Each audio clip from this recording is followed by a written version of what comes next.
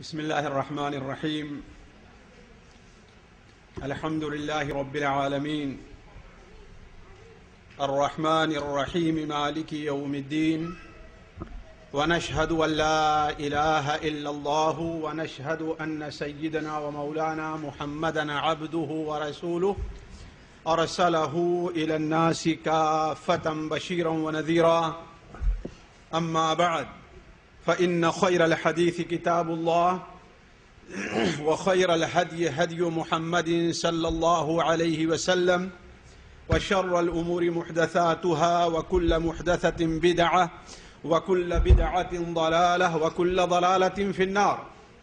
أعوذ بالله السميع العليم من الشيطان الرجيم.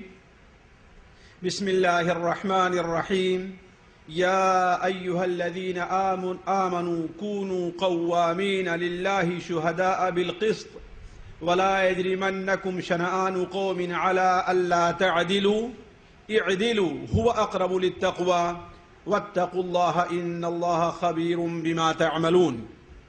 سبحانك لا علم لنا إلا ما علمتنا إنك أنت العليم الحكيم. رب اشرح لي صدري ويسر لي أمري واحلل عقدة من لساني يفقه قولي واحلل عقدة من لساني يفقه قولي. عزیز ساتھیوں، دینی بھائیوں، قابل احترام بہنوں اور پیاری بیٹیوں، السلام علیکم ورحمۃ اللہ وبرکاتہ۔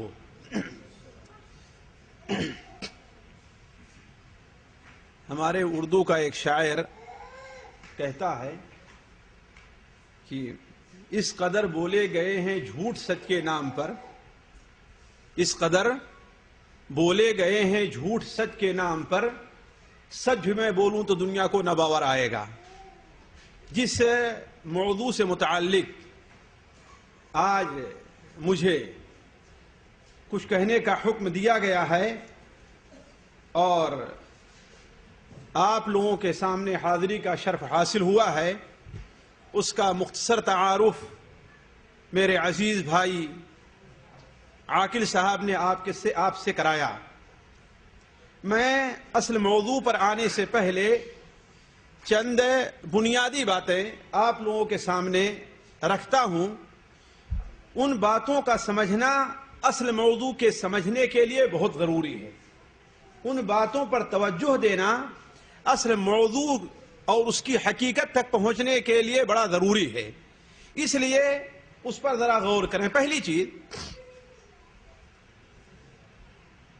اللہ کے رسول صلی اللہ علیہ وسلم کا فرمان صحیح بخاری، مسند احمد، سنن نسائی اور دیگر کتب حدیث میں ہے کہ آپ صلی اللہ علیہ وسلم نے ارشاد فرمایا، لا تسبوا الاموات فإنهم قد افضوا الى ما قدموا۔ مردوں کو برا بھلا نہ کہو۔ جو لوگ اس دنیا سے جا چکے ہیں انہیں برا بھلا نہ کہو۔ کیوں؟ اس لیے کہ جو کچھ انہوں نے نیک یا برا کام کیا ہے وہ اپنے ساتھ مالک حقیقی، عادل، حاکم، حکیم اللہ رب العزت کے سامنے حاضر ہو گئے ہیں۔ اب انہوں نے اگر نیک عمل کیا ہے تو انہیں وہاں اس کا اچھا بدلہ ملنے والا ہے، اور اگر برا عمل کیا ہے وہ معاف کر دیتا ہے تو یہ اس کی رحمت ہے، اور اگر اس پر گرفت کرتا ہے تو یہ اس کا انصاف ہے۔ اگر بخشے زہے قسمت، نہ بخشے تو شکایت کیا۔ اگر بخشے زہے قسمت، نہ بخشے تو شکایت کیا۔ سرے تسلیم خم ہے جو مزاج یار میں آئے، یہ اللہ تبارک و تعالیٰ کا اور ان کا معاملہ ہے۔ اس لیے اہل سنت والجماعت کی ایک بہت بڑی تعداد یہ کہتی ہے کہ جو لوگ اس دنیا سے گزر چکے اور ان کے ذکر کا کوئی شرعی فائدہ نہیں ہے، کوئی گواہی کا مسئلہ نہیں ہے، ان سے کسی چیز کے اخذ کرنے یا لینے یا دینے کا معاملہ نہیں ہے، تو ان کا ذکر برائی سے نہیں کرنا چاہیے. کیوں؟ اس لیے کہ اب اس دنیا سے جا چکے ہیں. اولاً تو اس ذکر سے کوئی فائدہ نہیں ہے. دوسری چیز یہ ہے کہ تمہیں کیا معلوم کہ جسے تم برا بھلا کہہ رہے ہو، جسے گالیاں دے رہے ہو، جس کے اوپر لعنت بھیج رہے ہو سکتا ہے کہ روح کے یہاں تک آنے سے پہلے اللہ نے اسے توبہ کی توفیق دی ہو.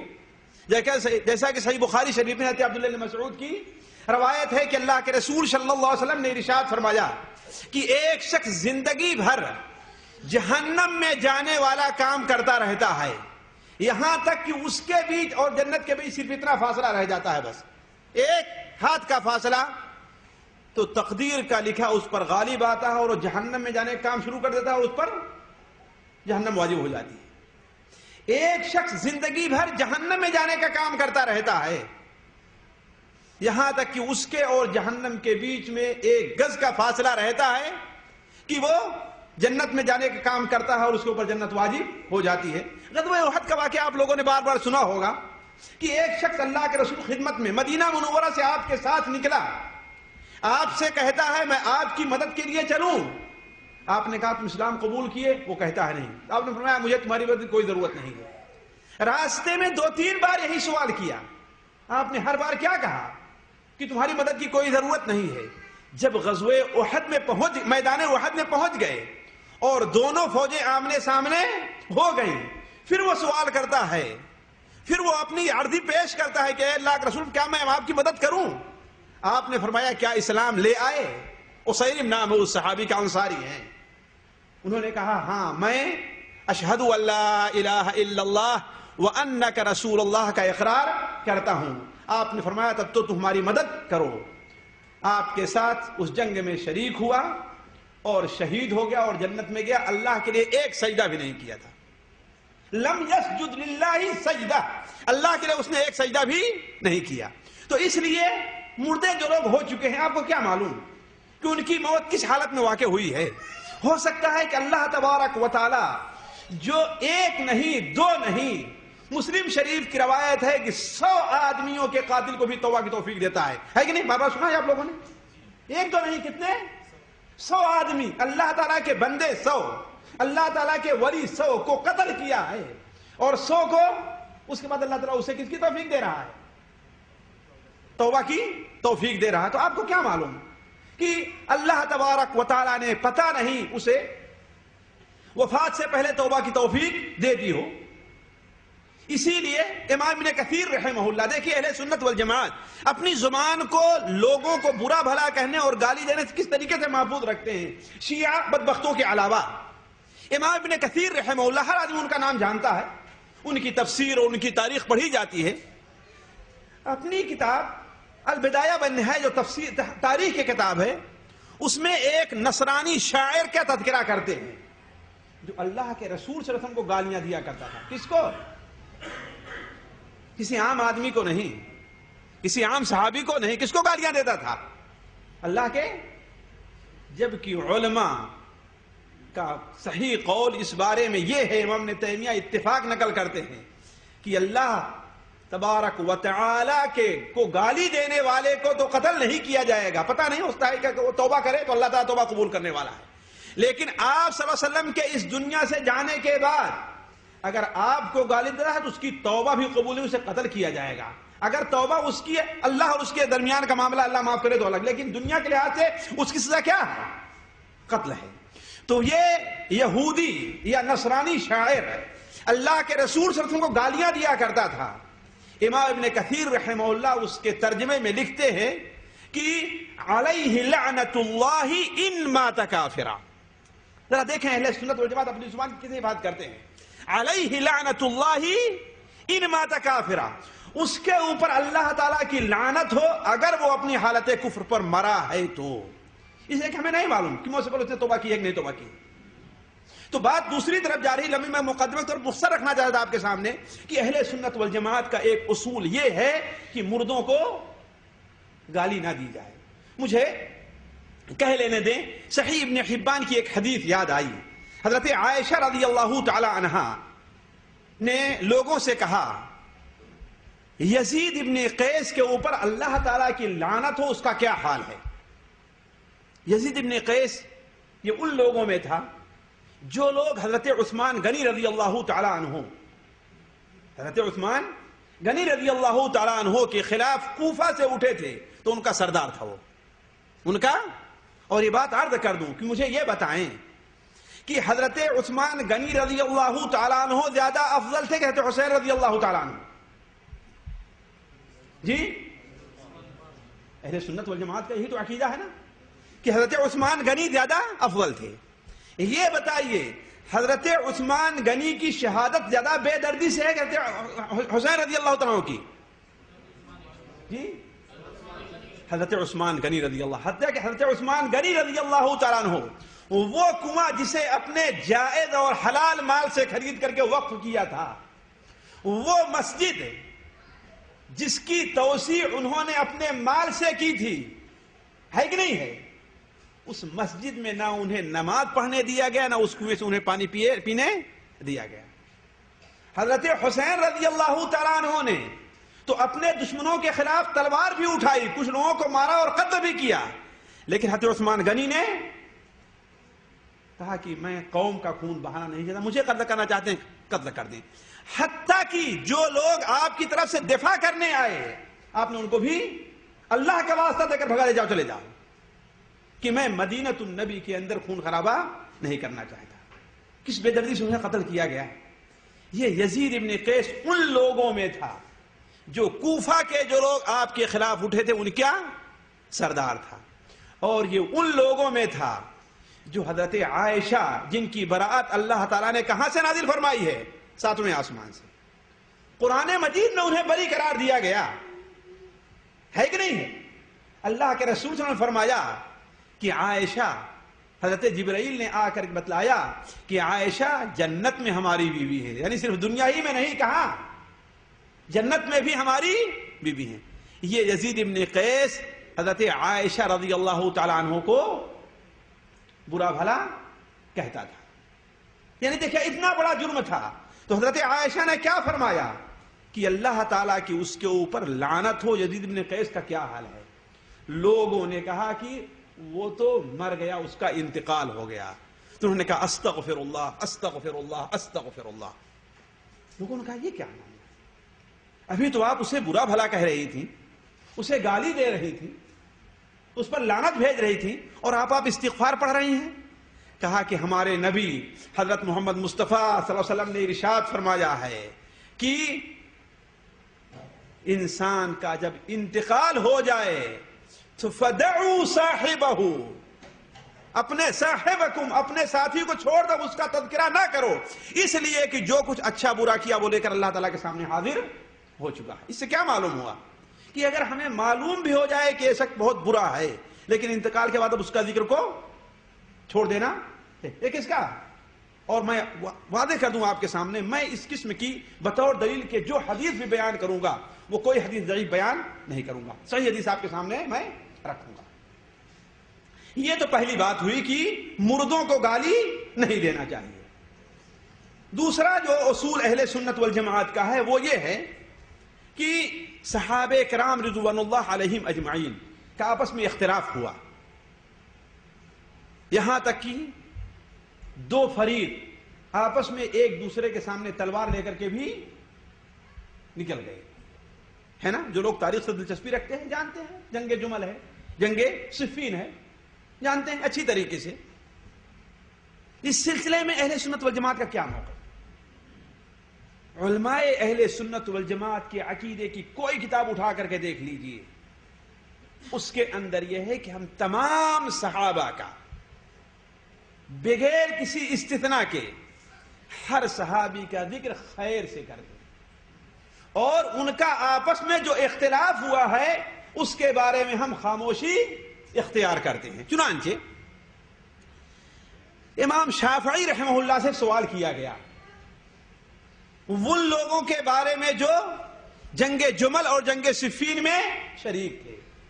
آپ نے فرمایا کہ اللہ تعالیٰ نے ہماری تلوار کو ان کے خون سے محفوظ رکھا ہے تو ہم اپنی زبان کو بھی ان کے بارے میں کوئی بات کرنے سے محفوظ رکھتے ہیں. یہ کس کی بات ہے؟ کس کی بات ہے یہ؟ امام شافعی رحمہ اللہ. کسی معمولی آدمی کی نہیں. کس کی ہے؟ امام شافعی رحمہ اللہ۔ امام احمد بن حنبل رحمہ اللہ سے لوگوں نے پوچھا کہ آپ ان لوگوں کے بارے میں کیا کہتے ہیں جو جنگ جمل اور جنگ صفین کے اندر قتل کیے گئے؟ آپ نے فرمایا تلک امت قد خلت لها ما کسبت ولکم ما کسبتم ولا تسألون عن اصحاب الجحیم۔ وہ لوگ ہیں جو کیے وہ لے کر کے گئے اللہ تعالیٰ کے سامنے، اور تم جو کرو گے تم لے کر کے جاؤ گے، تم سے ان کے بارے میں کچھ سوال، یعنی کیا مطلب؟ تم خاموشی اختیار کرو۔ امام ابو حنیفہ رحمہ اللہ کی طرف جو کتاب منسوب کی جاتی ہے الفقہ الاکبر، فقہ اکبر، وہ اور اس کی شرح اٹھا کر کے دیکھ لیے جو امام ملا علی قاری رحمہ اللہ نے کی ہے، تقریباً یہی ساری باتیں آپ کو ملے گی کہ صحابہ کرام کا جو آپس میں اختلاف ہوا ان کے بارے میں ہم ان کی نیتوں کے اوپر حملہ نہیں کرتے، لیکن مسئلہ یہ ہے کہ لوگ کہیں گے ہم صحابہ کو نہیں بلکہ یزید کو گالی دیتے ہیں۔ لیکن سوال کریں، جب یزید کا ذکر آتا ہے تو اس کے باپ کا ذکر ضرور آئے گا، اس کے باپ کا ذکر آئے گا تو یہ بھی ذکر آئے گا کہ وہ اسے خلیفہ اور ولی عہد کیسے بنایا گیا، اس میں دوسرے صحابہ کا بھی ذکر آئے گا۔ نتیجہ کیا ہوگا؟ بات یہیں تک نہیں پہنچے گی بلکہ بات آگے تک پہنچ جائے گی۔ اسی لیے ایک ایسے ہی بڑے ہی مؤلف جن کا ابھی ان میں سے حوالہ دیا، لکھی ہوئی کتاب پڑھنے کے بعد ایک شخص ان کے پاس لکھتا ہے کہ جب سے ہم نے آپ کی کتاب پڑھی ہے حضرت امیر معاویہ کو رضی اللہ کہنا چھوڑ دیا ہے۔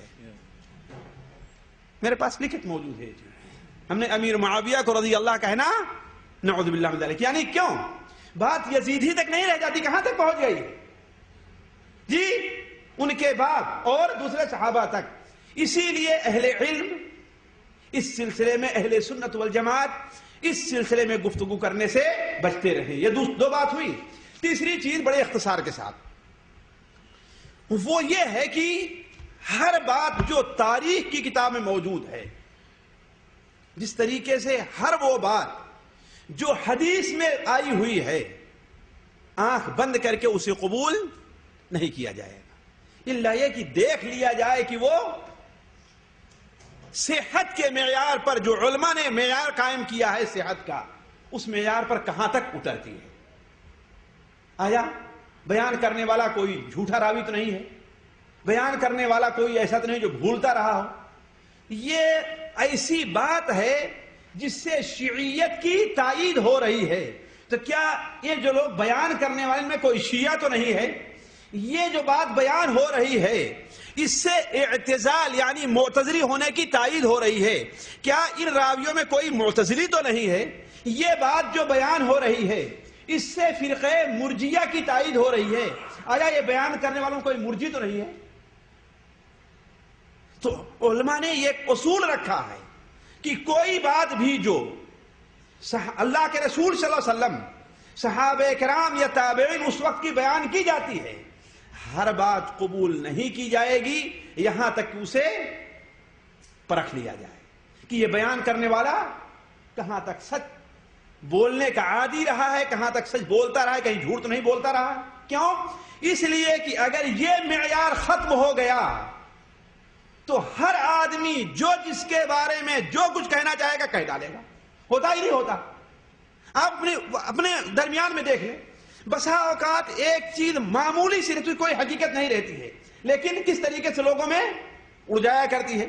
میں ابھی پر سال کی بات بتاؤں، پر سال کی بات، ایک شخص کا، ہمارے بنگلہ دیشی بھائی تھا اور ایک پاکستانی تھا، دونوں کا آپس میں کچھ لین دین کا، ویزا خریدنے لینے دینے کا آپس میں اختلاف ہو گیا۔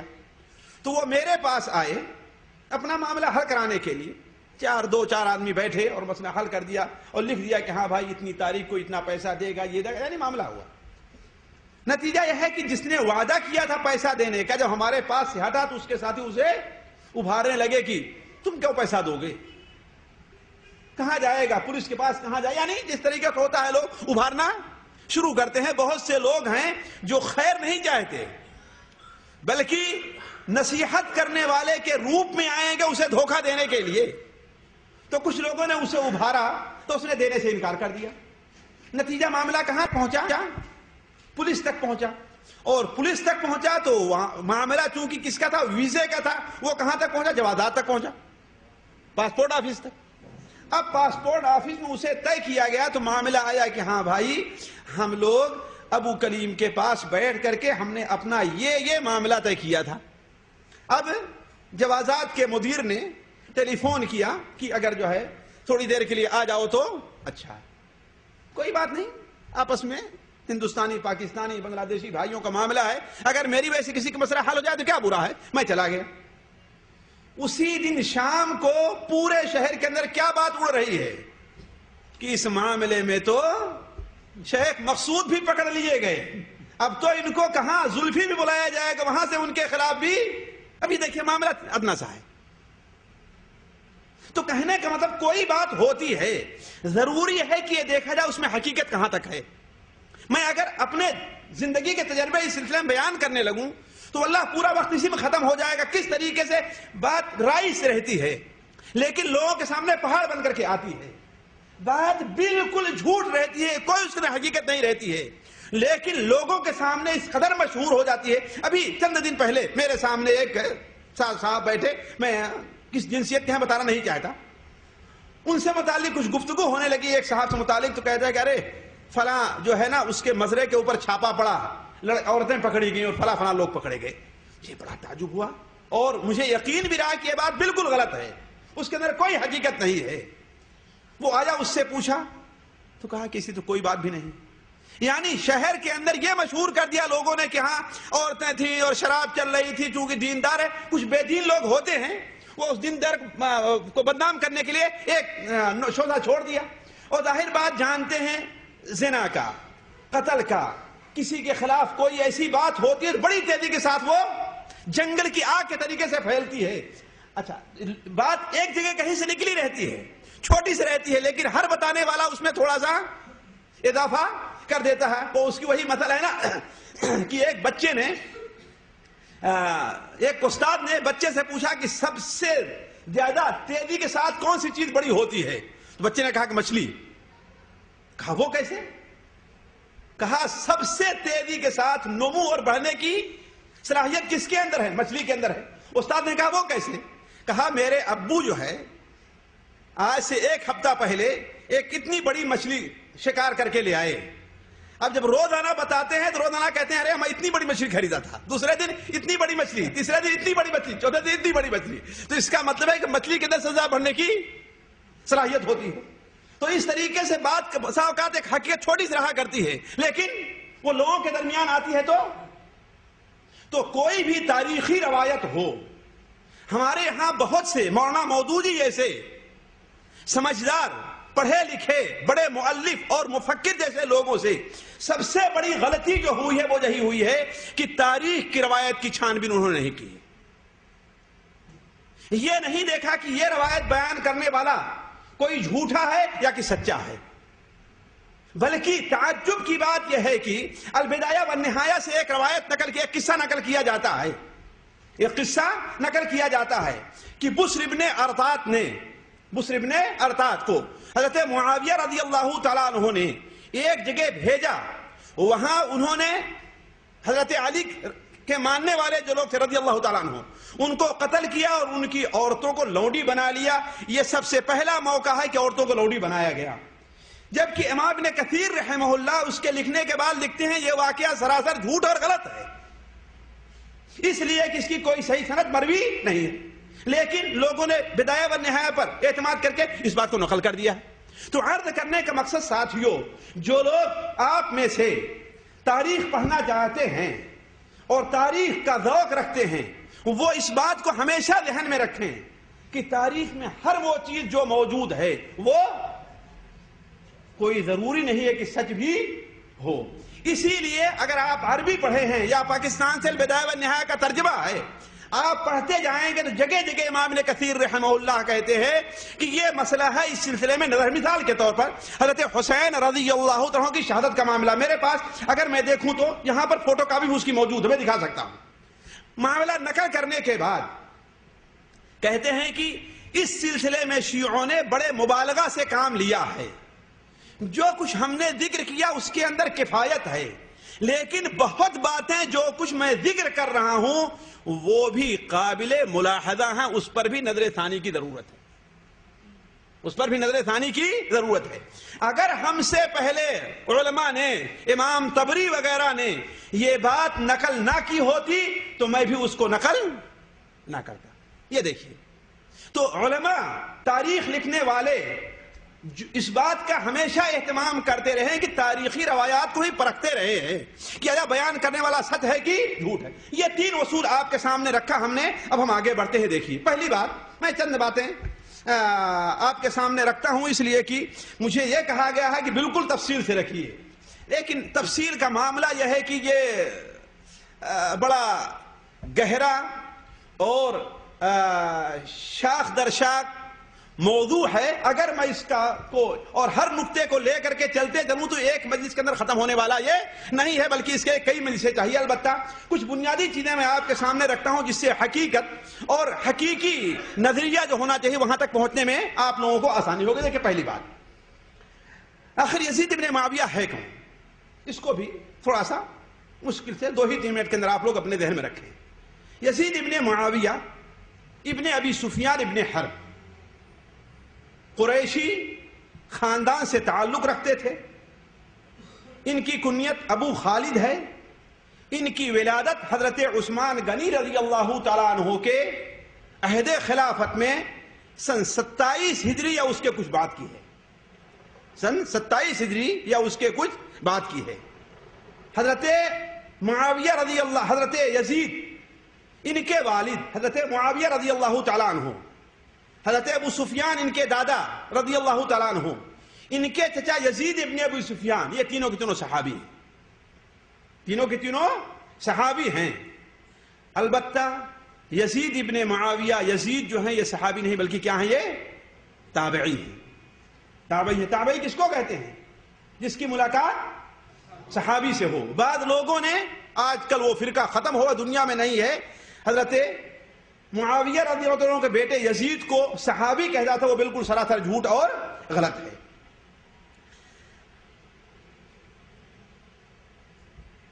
یزید اپنے باپ کے زمانے میں انہیں ایک بار یہ شرف بھی حاصل ہوا کہ اسلامی فوج کی قیادت کریں، اور کہاں تک پہنچے؟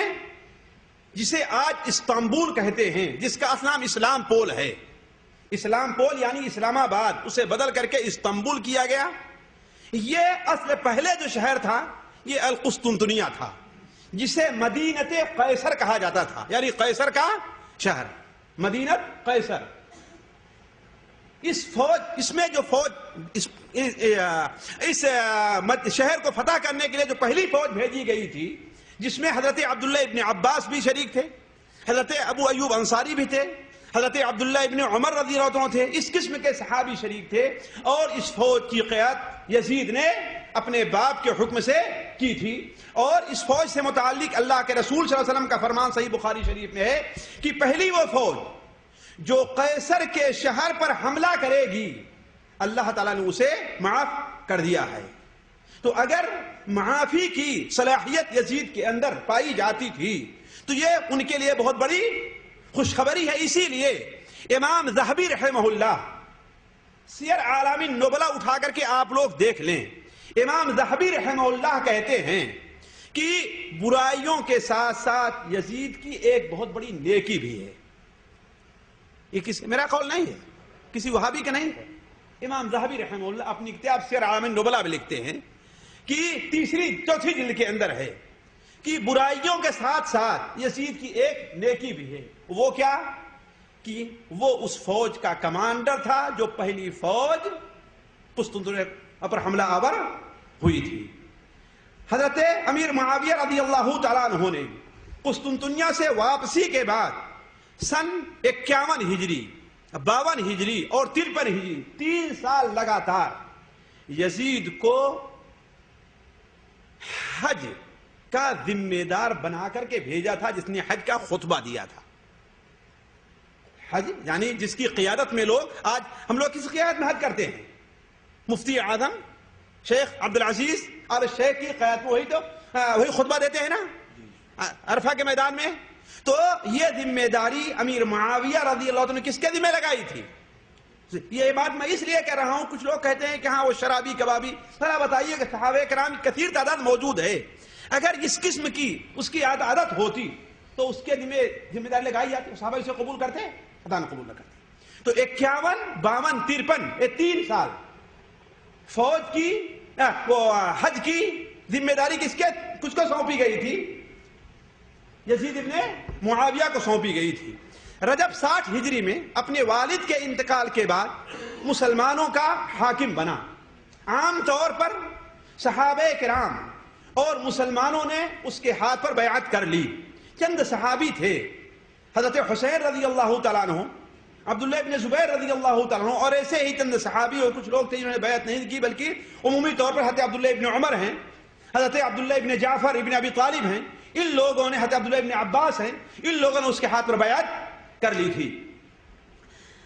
اس کی خلافت اور امارت 4 سال رہی، یا 3 سال کچھ مہینے رہی، مکمل نہیں ہو پائی۔ اس کے بعد یہ تقریباً 38 یا 37 سال کی عمر میں سن 64 کے اندر اس کا انتقال ہوا۔ اسی کے زمانے میں بہت سے ایسے حادثات پیش آئے جس نے عالم اسلامی کو بالکل ہلا کر رکھ دیا، اور مسلمانوں میں ایک بہت بڑا فتنہ کھڑا ہوا۔ مثال کے طور پر حضرت حسین رضی اللہ تعالیٰ کی شہادت۔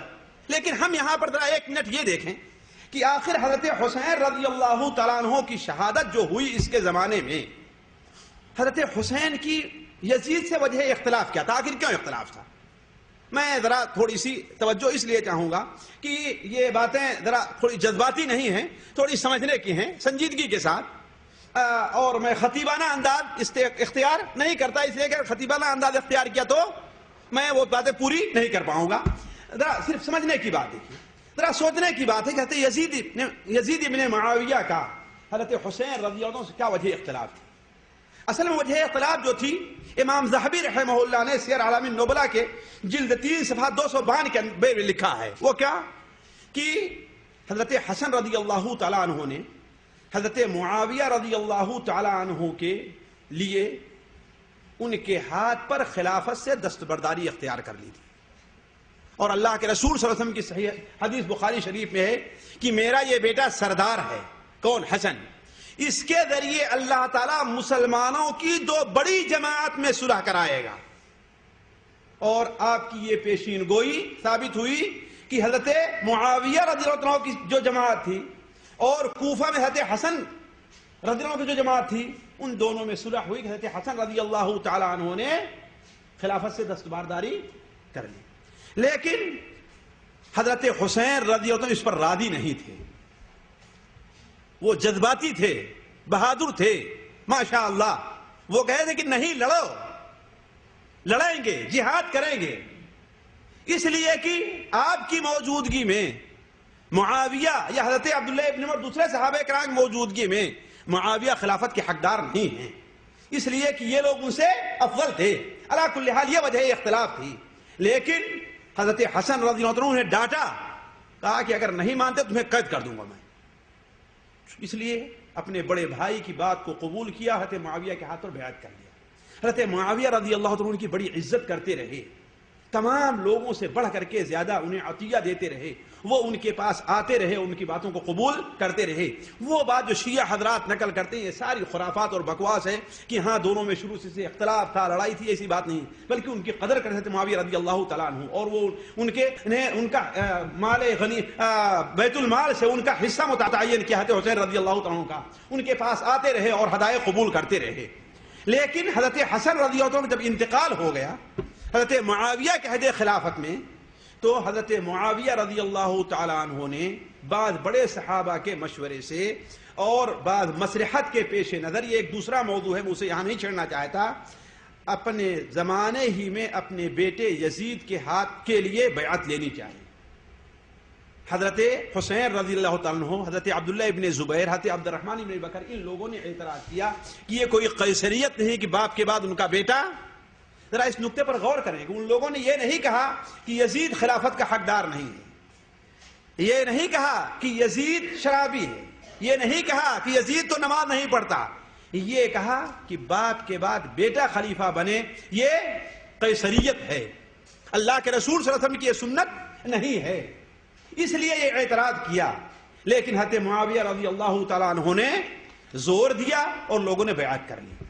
لیکن حضرت معاویہ رضی اللہ عنہ کے انتقال کے بعد جب یزید خلیفہ بنا، یزید مسلمانوں کا بادشاہ بنا، تو حضرت حسین رضی اللہ تعالیٰ عنہ نے، حضرت عبداللہ ابن زبیر نے، ان لوگوں نے تجدید بیعت نہیں کی۔ اب تک تو ولی عہدی کی بیعت کی تھی نا، لیکن خلافت کی بیعت نہیں کی اور مکہ مکرمہ چلے گئے۔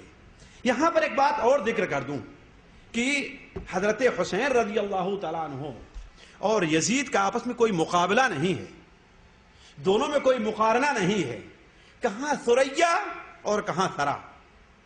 حضرت حسین رضی اللہ عنہ کو جو فضیلت حاصل تھی وہ نہ یزید کو حاصل ہے، نہ یزید کے باپ کو حاصل ہے، نہ یزید کے خاندان میں سے کسی کو حاصل ہے۔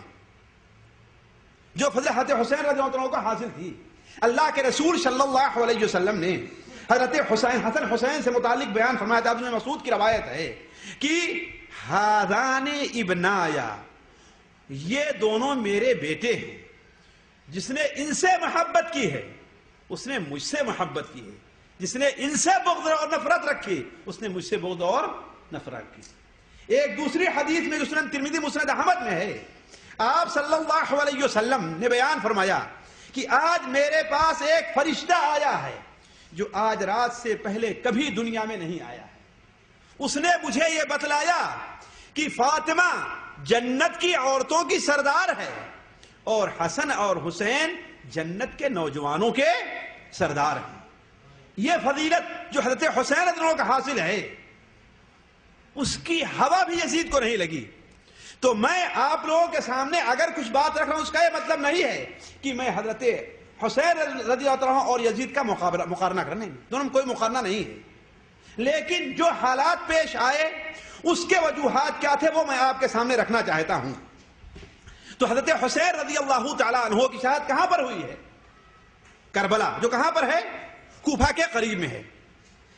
سوال یہ ہے کہ گئے تھے مکہ لیکن آئے کربلا کیوں؟ کوفہ کیوں آئے؟ کیوں آئے کوفہ؟ اس کی وجہ علماء نے جو لکھی ہے اور ان کے تحریر کی روشنی میں جو میں نے سمجھا ہے وہ یہ ہے کہ اولاً تو انہوں نے یزید کو اپنا خلیفہ تسلیم نہیں کیا تھا، اس لیے بعد وہ لوگ جو یہ کہنا چاہتے ہیں کہ حضرت حسین باغی تھے، یہ بات غلط ہے، یہ بات غلط ہے۔ انہوں نے یزید کے ہاتھ پر بیعت نہیں کی تھی، ایک کی۔ دوسری چیز، اہل کوفہ اور اس کے ارد گرد رہنے والے لوگ یہ دعوت کرتے تھے کہ ہم اہل بیت سے خصوصی محبت کرتے ہیں، اسی لیے حضرت علی رضی اللہ تعالی عنہ نے مدینہ منورہ کو چھوڑ کر کے کوفہ کو اپنا دارالحکومت، دارالخلافت قرار دیا تھا، جبکہ بہت سے علماء کہتے ہیں حضرت علی کی یہ سیاسی غلطی تھی، اس لیے کہ حضرت ابو بکر، حضرت عمر، حضرت عثمان رضی اللہ عنہم اجمعین، ان کے زمانے میں دارالحکومت کون تھا؟ مدینہ منورہ تھا، لیکن حضرت علی کے سامنے کوئی مصلحت ضرور تھی رضی اللہ عنہ، یقیناً کوئی مصلحت تھی جس کی وجہ سے انہوں نے کوفہ کو اپنا دارالخلافہ بنایا۔ تو وہاں کے رہنے والے دعویٰ کرتے تھے کہ ہم لوگ اہل بیت سے محبت کرتے ہیں، اس لیے حضرت حسین رضی اللہ عنہ اس طرف رخ کیے۔ چوتھی بات یہ ہے کہ اہل کوفہ، تیسری بات، اور اس کے سرکردہ حضرات جو بڑے بڑے تھے وہ حضرت حسین رضی اللہ عنہ کو بار بار خط لکھ رہے تھے، حضرت امیر معاویہ کی زندگی میں بھی اور ان کے انتقال کے بعد بھی۔ وہ کیا خط لکھتے تھے کہ آئیے ہم آپ کے ہاتھ بیعت کرنے کے لیے تیار ہیں۔ میں صرف ایک یا دو حوالہ آپ کو دیتا ہوں۔ امام ذہبی رحمہ اللہ اپنی کتاب سیر اعلام النبلاء کے اندر نقل کرتے ہیں کہ جب حضرت حسین رضی اللہ عنہ کربلا میں پہنچے، صبح کو جو عبیداللہ ابن زیاد کی فوج تھی اسے سمجھانا چاہے لیکن وہ بات ماننے کے لیے تیار نہیں ہوئی، تو انہوں نے کیا کہا کہ اے اللہ، ہر مصیبت میں تجھی پر اعتماد ہے، ہر مشکل میں تجھی سے امید ہے، جو کچھ مجھ پر مصیبت پڑی ہوئی ہے اس میں تیرا ہی سہارا ہے، ہر نعمت کا مالک تو ہی ہے، ہر بھلائی تیری ہی طرف سے ہے۔ عمر اور ان کے لشکر کو مخاطب کر کے فرمایا کہ تم لوگ جلدی نہ کرو، اللہ کی قسم میں تمہارے پاس اس وقت آیا ہوں جب تمہارے سرکردہ لوگوں نے لکھا، کیا لکھا؟ کہ سنت مٹ رہی ہے، نفاق نے سر اٹھایا ہے، حدود شرعیہ معطل ہو چکی ہیں. آپ آئیے، ممکن ہے کہ اللہ تعالیٰ آپ کے ذریعے امت کی اصلاح کر دے. اس لیے میں آیا ہوں. اگر تمہیں میرا آنا پسند نہیں ہے تو مجھے واپس جانے کی اجازت دو، میں واپس جانا چاہتا ہوں. امام ابن کثیر رحمہ اللہ اپنی کتاب البدایہ و نہایہ کی جلد 8 میں لکھتے ہیں کہ سارے لوگ حضرت حسین کے پاس خط لکھتے رہے، ابھارتے رہے، آمد کا مطالبہ کرتے رہے تاکہ یزید کے بجائے آپ کی ہاتھ پر بیعت کریں. اپنے خطوط میں صراحت کے ساتھ لکھتے رہے کہ معاویہ کے انتقال سے ہمیں خوشی ہے. ان کے اور ان کی حکومت کے بارے میں بدزبانی کرتے رہے اور یہاں تک لکھا کہ ابھی تک ہم نے کسی کے ہاتھ پر بیعت نہیں کی ہے. ابھی تک ہم نے کسی کے ہاتھ پر بیعت نہیں کی ہے اور آپ کی آمد کا انتظار ہے. بلکہ انصاب الاشراف جو بڑی مشہور کتاب ہے اس میں لکھا ہوا ہے کہ ان لوگوں نے یہاں تک لکھا اور جھوٹ بولا کہ ہم جمعہ اور جماعت میں بھی حاضر نہیں ہوتے ہیں، لہذا ہمیں کسی امام کی ضرورت ہے کہ وہ جمعہ اور جماعت ہمیں پڑھائے. یہ وجوہات تھے جس کی بنیاد پر حضرت حسین رضی اللہ عنہ کوفہ گئے تھے. ان کا مقصد نعوذ باللہ من ذالک بغاوت نہیں تھا، ان کا مقصد بغاوت نہیں تھا. دوسری بات یہ ہے کہ اب آپ یہاں پہ ذرا یہ سوچیں کہ اہل کوفہ ہیں کون لوگ، ان کا اصل مقصد کیا رہا ہے. یہ بڑی اہم چیز ہے جس کے اوپر بہت کم مؤرخین خاص طور پر عصر حاضر کے اس پر توجہ دیتے ہیں.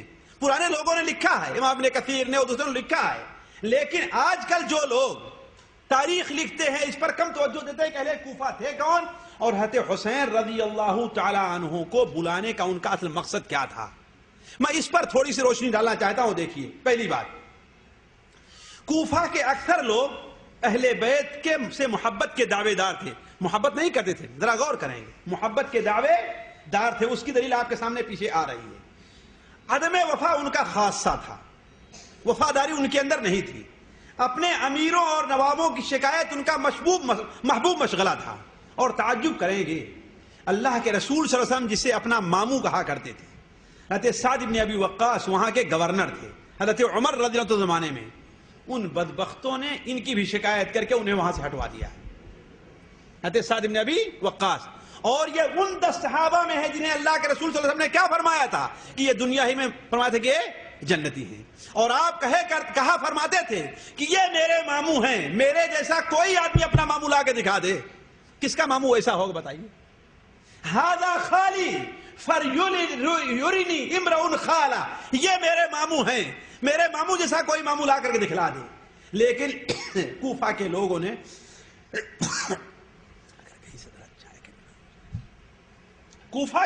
انہیں بھی بخشا نہیں ہے، ان کی شکایت کر کے انہیں کوفہ سے واپس کر دیا. تیسری بات، حضرت علی رضی اللہ تعالیٰ عنہ وہاں پوری مدت قیام میں ان سے تنگ رہے، یہاں تک کہ آپ کی شہادت کا واقعہ پیش آیا. چنانچہ خود مسلم ابن عقیل جنہیں حضرت حسین رضی اللہ عنہ نے کوفہ میں اپنی بیعت لینے کے لیے بھیجا تھا، جب انہیں قتل کیا گیا تو قتل پہلے انہوں نے کیا لکھ کے بھیجا تھا کہ اے حسین رضی اللہ عنہ، دیکھو اپنے بچوں کو لے کر کے واپس چلے جاؤ، اہل کوفہ تمہیں دھوکہ نہ دیں، اس لیے کہ تمہارے باپ کے یہی وہ ساتھی ہیں کہ تمہارے باپ جن سے جدائی کی تمنا کرتے تھے کہ اے اللہ تعالیٰ ان سے ہمیں فرصت دے دے، خواہ مر جاؤں یا یہاں سے میں رخصت ہو جاؤں. تو عرض کرنے کے بعد اہل کوفہ ہر ایک کو تنگ کیا کرتے تھے. اہل کوفہ کا مقصد کیا تھا، ذرا اس پر غور کریں. جہاں تک ہم نے سمجھا ہے اصل ان کا مقصد دنیا حاصل کرنا تھا، پیسہ وصول کرنا تھا. میں اپنی طرف سے کوئی بات نہیں، بغیر دلیل کوئی بات نہیں کہتا، ذرا سنیں گے. ان کا مقصد پیسہ حاصل کرنا تھا، ایک چیز. دوسری چیز، ان کا مقصد مسلمانوں میں پھوٹ ڈالنا تھا. کیوں؟ اس لیے کہ عبداللہ ابن سبا جو یہودی تھا اور مسلمان بن کر جس نے سب سے پہلے شیعیت کی بنیاد ڈالی ہے اور سب سے پہلے اللہ کے رسول کے نام سے حدیث گڑھ کر کے جس نے بیان کیا ہے، عبداللہ ابن سبا یمن کا یہودی، وہ کوفہ کے اندر رہتا تھا اور کوفہ میں اپنی تعلیم کو پھیلاتا رہتا تھا. اپنی تعلیم، حتیٰ کہ حضرت علی رضی اللہ تعالیٰ عنہ اسے زندہ جلا دینا چاہا لیکن بھاگ کھڑا ہوا. یہ وہی عبداللہ ابن سبا تھا جس نے کوفہ والوں کے دماغ کو خراب کیا تھا. تو کوفہ والوں کا مقصد اس سے تفرقہ ڈالنا تھا، بلکہ اگر یہ آگے بڑھ کر کے کہا جائے کہ اہل بیت کو نقصان پہنچانا اس کا اصل مقصد تھا تو برا نہیں ہوگا. جو آج ان کا نام لے کر کے ماتم کرتے ہیں اور اہل بیت کو بدنام کرتے ہیں. دنیا دیکھتی ہوگی کیا کہ اہل بیت ایسے ہی تھے کہ اپنے ماننے والوں کو یہ تعلیم دے کر کے گئے ہیں کہ اپنے اوپر چھریاں مارا کرو، نعوذ باللہ من ذالک. تو ان کا اصل مقصد کیا تھا؟ اہل بیت کو بدنام کرنا تھا. اس کی تو ایک مثال لیجئے، دیکھیے مسلم نے عقیل کو حضرت حسین رضی اللہ عنہ نے بھیجا کہ کوفہ میں جا کر کے دیکھو جن کے خط آ رہے ہیں ان کی کیا صورتحال ہے.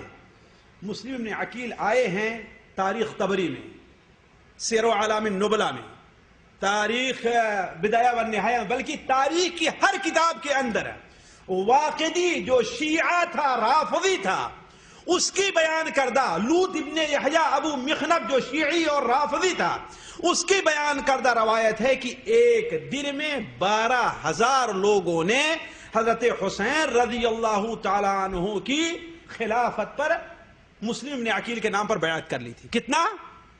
12,000 لوگوں نے. معمولی سی عادت ہے ایک دن کے اندر. اور دوسرے دن یہی تعداد 18,000 پہنچ گئی ہے. کتنا؟ 18,000 پہنچ گئی. لیکن جب عبیداللہ ابن زیاد کو یزید نے کوفہ، بصرہ سے کوفہ کا گورنر بنا کر کے بھیجا اور آ کر کے ڈرایا دھمکایا ہے، مسلم نے عقیل نے سمجھا کہ اب میں پکڑا جاؤں گا، تو فوراً تلوار لے کر کے اپنے ساتھیوں کو لے کر کے نکل گئے. لیکن نکلے ہیں ان کے ساتھ کتنے لوگ؟ صرف 4,000 نکلے ہیں. باقی 18,000 میں 4,000 ہے، باقی 12,000 کہاں ہے؟ وہ غائب ہو گئے. ابھی حضرت حسین نہیں آئے، یزید نہیں آیا، صرف معمولی سی دھمکی ملی ہے بس. کس کی طرف سے؟ عبیداللہ ابن زیاد. اور صرف دھمکی نہیں بلکہ عبیداللہ ابن زیاد نے جس قبیلے کے لوگ تھے ان کو کہا کہ یہ پیسے لو اتنے اور جا کر کے ان لوگوں کو دے کر کے خاموش کرو. چنانچہ ہر ایک پیسے لے کر کے حضرت حسین رضی اللہ عنہ حضرت مسلم نے عقیل کا ساتھ چھوڑ کر کے چلے گئے. اور اس وقت سمجھیں گے قصر امارہ کے اندر عبیداللہ ابن زیاد کے ساتھ 100 آدمی بھی نہیں تھے. قصر امارہ کو 4,000 لوگوں نے گھیر لیا تھا. کتنا؟ 4,000 لوگوں نے. لیکن عبیداللہ ابن زیاد نے تھوڑی سی چال چلی اور انہیں رشوت دیا تو تھوڑی ہی دیر میں حضرت مسلم ابن عقیل مغرب ہوتے ہوتے اکیلے رہ گئے ہیں. کوفہ کی گلیوں میں کوئی ان کے ساتھ موجود نہیں تھا. یہ میری بات نہیں، تاریخ اٹھا کر کے کوئی بھی تاریخ، اردو زبان کی، انگلش کی، کس زبان تاریخ اٹھا کر کے دیکھ لیجئے. جہاں 18,000 لوگ بیعت کر رہے ہیں، کوئی بڑی فوج تیار نہیں ہوئی ہے. عبیداللہ ابن زیاد کے ساتھ محل کے اندر کوئی فوج نہیں ہے. کوفہ کے لوگ ہیں، 18,000 معمولی چیز نہیں تعداد نہیں ہوتی ہے. لیکن 4,000 جو لوگ اس میں سے آ رہے ہیں انہیں تھوڑے سے پیسے کی لالچ دی گئی تو ساتھ چھوڑ کر کے چلے گئے. یہاں تک مسلم عقیل کا ہے اکیلے رہ گئے. ایک پہلی گواہی ہے. دوسری، خود حضرت حسین رضی اللہ عنہ نے بھی ایسا بسا اوقات اہل کوفہ کے اس مقصد کا اظہار کیا ہے. چنانچہ حضرت معاویہ کی زندگی ہی میں جب انہوں نے یزید کے لیے بیعت کی کوشش کی تو اہل کوفہ بار بار حضرت حسین کے پاس خط لکھتے رہے اور انہیں ابھارتے رہے، حتیٰ کہ حضرت حسین نے ایک بات بھی ان کی نہ مانی. ان کی ایک جماعت محمد ابن حنفیہ کے پاس آئی اور حضرت حسین کو راضی کرنے کی کوشش کی. اس حضرت حسین نے کہا تھا کہ یہ لوگ ہمارے ذریعے مال حاصل کرنا چاہتے ہیں، ہمارے ذریعے شہرت حاصل کرنا چاہتے ہیں، ہمارے ذریعے لوگوں کا خون بہانا چاہتے ہیں. یہ بات البدایہ والنہایہ جلد 8 163 کے اندر موجود ہے. اسی طریقے سے حضرت حسین رضی اللہ عنہ جب کوفہ سے کٹ کر کربلا کے راستے پہ چل رہے تھے تو کوفہ کے 4 آدمی چھپ کر کے آپ کے پاس آئے ہیں. 4 آدمی چھپ کر کے آپ کے پاس آئے. ان میں سے ایک شخص آیا جس کا نام مجمع ابن عبداللہ العامری تھا. اس سے حضرت حسین رضی اللہ عنہ نے پوچھا کہ آخر کوفہ کا کیا حال ہے، آخر میں آیا ہوں، لوگ میری مدد کریں گے کہ نہیں کریں گے؟ مجمع العامری نے کہا کہ جہاں تک کوفہ کے بڑے بڑے لوگوں کا تعلق ہے ان لوگوں نے آپ کی مخالفت اور دشمنی پر کمر کس لی ہے. کیوں؟ اس لیے کہ انہوں نے عبیداللہ ابن زیاد سے بڑی رشوت قبول کی ہے، بڑی رشوت قبول کی ہے. اب آپ لوگ اندازہ لگا سکتے ہیں کہ اہل کوفہ کا مقصد حضرت حسین کو بلا کر کے حضرت حسین کی مدد کرنا نہیں تھا، بلکہ کیا کرنا تھا؟ مال حاصل کرنا تھا.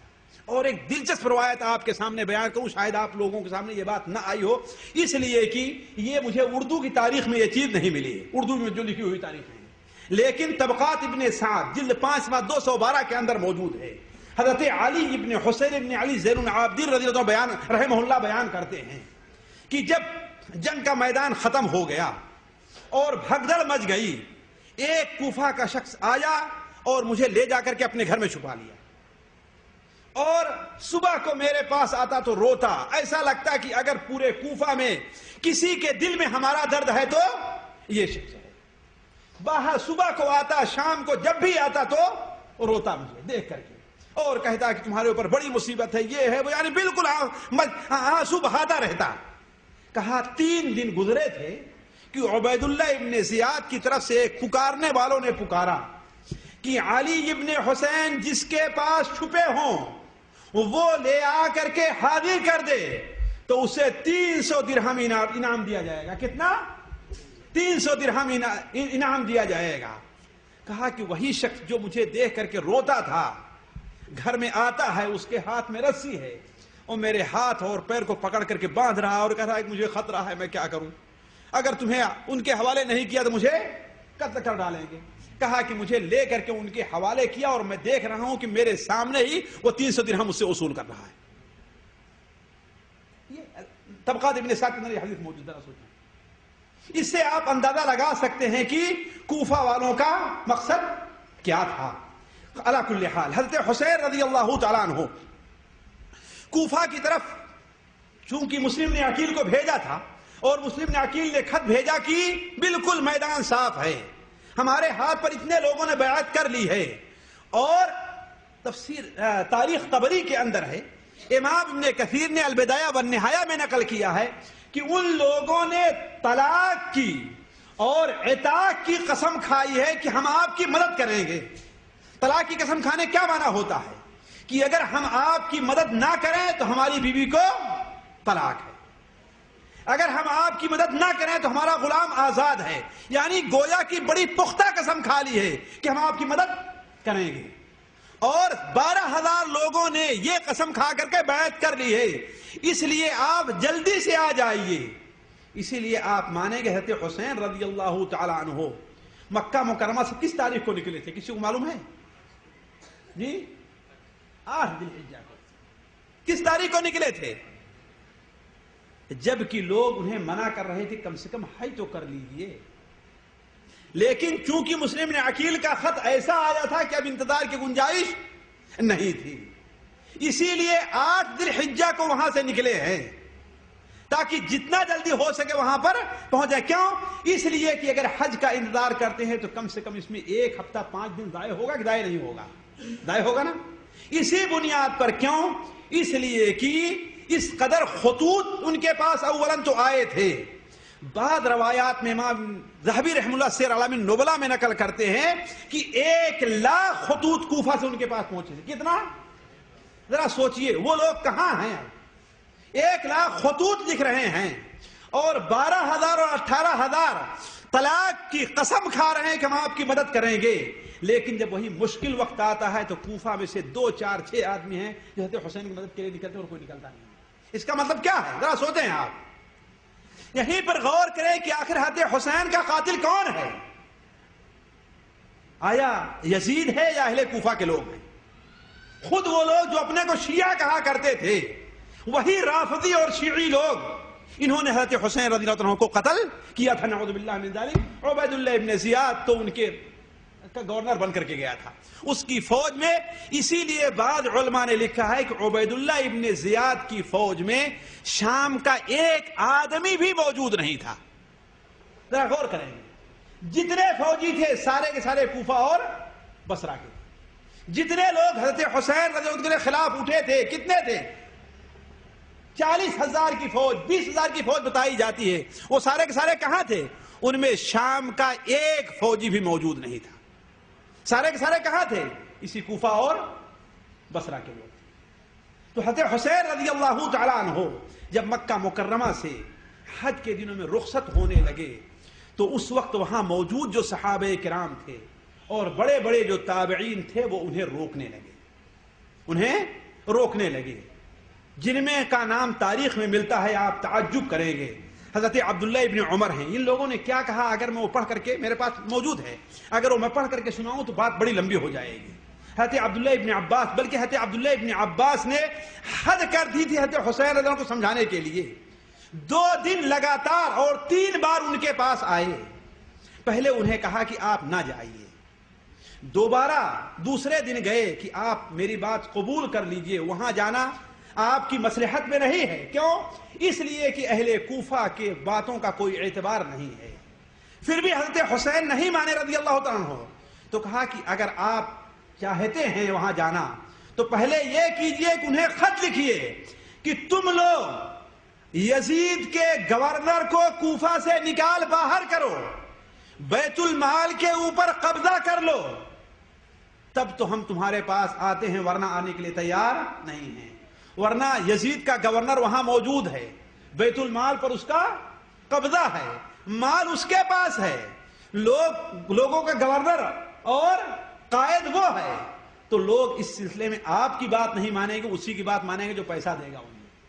اس لیے آپ یہ کیجئے کہ پہلے بھیجئے آدمیوں کو کہ وہ عبید اللہ ابن زیاد کو جو یزید کا گورنر تھے اپنے شہر سے باہر بھگائیں, بیت المال کے اوپر خود قبضہ کر لے, تب آپ کو جانے کی دعوت دیں, تب تو یہ بات ماننے کے لائق ہے. لیکن اللہ کا کرنا حضرت حسین رضی اللہ تعالیٰ عنہ نے اسے بھی قبول نہیں کیا. آخر میں حضرت عبداللہ بن عباس نے کیا کہا اگر آپ جانا چاہتے ہی ہیں تو برائے مہربانی اپنے آل اور اولاد کو لے کر کے نہ جائیے, اپنے بیوی اور بچوں کو لے کر کے نہ جائیے, بنو ہاشم کے جو لوگ ہیں انہیں لے کر کے نہ جائیے. کیوں؟ اس لیے کہ مجھے ڈر ہے جس طریقے سے حضرت عثمان غنی رضی اللہ تعالی عنہ کو ان کے بال بچوں کے سامنے قتل کیا گیا تھا, آپ کو آپ کے بال بچوں کے سامنے قتل کیا جائے گا. اسی لیے تاریخ طبری وغیرہ میں ہے, امام ابن کثیر نے البدایہ والنہایہ میں بھی لکھا ہے کہ جب حضرت حسین رضی اللہ تعالی عنہ کا سامنا عبید اللہ بن زیاد کی فوج کے ساتھ ہوا اور پیچھے سے بچوں کی رونے کی آواز آئی, تو انہوں نے کہا کہ اللہ تعالیٰ رحم کرے عبداللہ ابن عباس کے اوپر, ہمیں کتنا اچھا مشورہ دیا تھا انہوں نے, ہمیں کتنا اچھا مشورہ دیا تھا. تو عرض کرنے کے مقصد جو لوگ منع کرنے والے تھے ان میں حضرت عبداللہ ابن عمر تھے, عبداللہ ابن عباس تھے, عبداللہ ابن زبیر تھے. انہوں نے کہا کہ اگر آپ خلیفہ بننا چاہتے ہیں تو ہاتھ پھیلائیے, مکے میں رہیے, مکے میں ساری دنیا کے لوگ آتے ہیں, یہاں لوگ آ کر کے آپ کے ہاتھ پر بیعت کریں گے. سب سے پہلے میں آپ کے ہاتھ پر بیعت کرنے کے لیے تیار ہوں, میں بیعت کرنے تیار ہوں آپ کے ہاتھ پر. تو حضرت عبداللہ ابن زبیر بھی تھے, حضرت ابو سعید خدری بھی تھے. یہ لوگ بڑے بڑے صحابہ کے میں نام لے رہا ہوں. حضرت ابو سعید خدری تھے, بلکہ حضرت ابو سعید خدری نے کیا کہا تھا, اے ابو عبداللہ آپ کے ساتھ خیر خواہی کر رہا ہوں, مجھے آپ پر خطرہ ہے. مجھے یہ خبر ملی ہے کہ آپ کوفہ میں آپ کے شیعہ نے آپ سے خط و کتابت کی ہے اور آپ کو آنے کے اپنے پاس بلا رہے ہیں, لیکن آپ وہاں نہ جائیں, کیونکہ میں نے اپنے آپ کے والد سے سنا, وہ کہہ رہے تھے اللہ کی قسم میں ان سے اکتا گیا ہوں, ان سے نفرت کرنے لگا ہوں, اور یہ لوگ مجھ سے نفرت کرنے لگے ہیں, مجھ سے اکتا گئے ہیں, یہ کبھی کسی کے وفادار نہیں بن سکتے. یہ لوگ کبھی کسی کے وفادار, کون؟ اہل کوفہ. یہ حضرت ابو سعید خدری. حضرت جابر بن عبداللہ جو بڑے صحابہ میں سے بڑے مشہور صحابی ہیں, جابر بن عبداللہ نے بھی سمجھایا. اسی طریقے سے حضرت عبداللہ ابن جعفر. عبداللہ ابن جعفر کون ہے؟ حضرت حسین رضی اللہ عنہ چچیزاد بھائی ہیں. عبداللہ ابن جعفر ابن ابی طالب, حسین ابن علی ابن ابی طالب. انہوں نے سمجھایا, بلکہ انہوں نے تو حد کر دی. یہ مکہ کے گورنر سعید ابن عاص, عمرو بن سعید ابن عاص کے پاس گئے اور کہا کہ آپ بطور گورنر کے حضرت حسین کے پاس ایک خط لکھ دیجئے کہ تم یہاں چلے آؤ, تمہارے ساتھ کوئی تعارض نہیں کیا جائے گا. جبکہ وہ یزید کے گورنر تھے مکہ میں, یزید کے کوئی تعارض نہیں کیا جائے گا, آپ یہاں آ کر کے رہیے, یزید کے ہاتھ پر بیعت کرنا ہے بیعت کیجئے, بیعت نہیں کرنا ہے بیعت نہ کیجئے, لیکن آپ مکہ چھوڑ کر کے نہ جائیے.